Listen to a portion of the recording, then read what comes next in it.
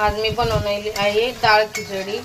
तेलामध्ये जिरे, मोहरी, लसूण, अद्रक, हिरवी मिरची, शेंगदाणे टाकून घेऊन परतलेला आहे। आता यामध्ये कांदा, तेजपत्ता आपल्याला टाकून घ्यायचा आहे आणि हे मुगाची डाळ आणि तांदूळ हे शिजवून घेतलेला आहे। मीठ आणि थोडंसं तेल टाकून मध्ये कढीपत्ता टाकून घेत आहे, तेजपत्ता, कांदा टाकून घेतलेला आहे, हिंग, टोमॅटो टाकून घेतलेला आहे, तेलामध्ये टाकून घ्यायचा आहे म्हणजे छान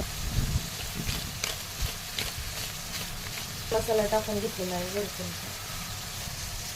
लसूण चटणी 1 चम्मच, मीठ मसाला टाकून घेतलेला आहे।